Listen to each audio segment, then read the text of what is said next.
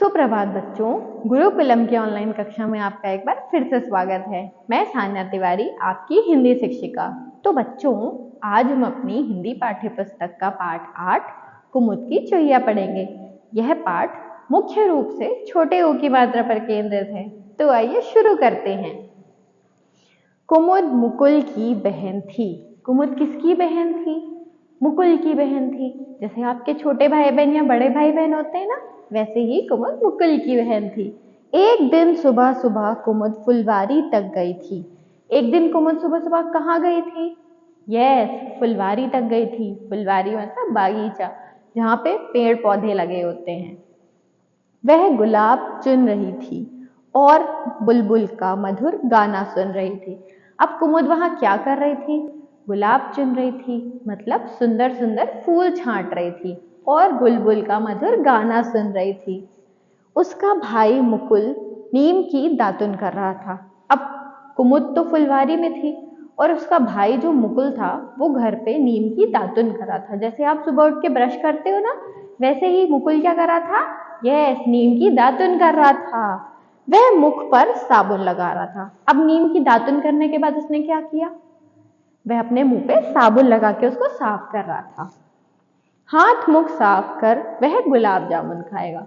अब जब वह दातुन कर रहा था तो उसने क्या सोचा कि वो दातुन करने के बाद गुलाब जामुन खाएगा। कुछ समय बाद एक चूहिया आई। अब जब वो इतना सोच रहा था तो थोड़ी देर बाद एक चूहिया आ गई। वह बहुत चतुर थी। अब जो चूहिया थी वो क्या थी?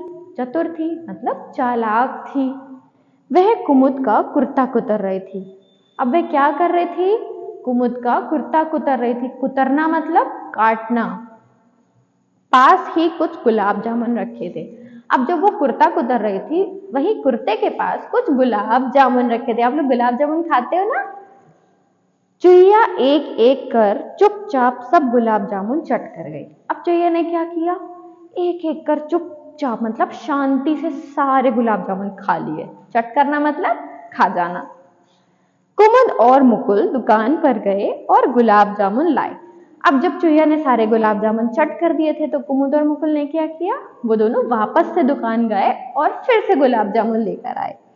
कुमुद अब बहुत खुश थी। अब कुमुद क्या थी? बहुत खुश थी। क्यों खुश थी? क्योंकि वो लोग फिर से गुलाब जामुन लेके आए थे। कुमुद नया कुर्ता सिलवा ली। अब जब कुमुद खुश हो गई थी तो उसने क्या किया? अपने लिए एक नया कुर्ता सिलवा लिया। तो बच्चों, अब हम इस पाठ के कुछ कठिन शब्दों पर ध्यान देंगे। फुलवारी, फुलवारी का मतलब मैंने बताया था ना, बागीचा। चुनना, चुनना मतलब छांटना। मधुर, मधुर मतलब सुरीला, जो हमें सुनने में बहुत अच्छा लगता है। चतुर, चतुर मतलब चालाक।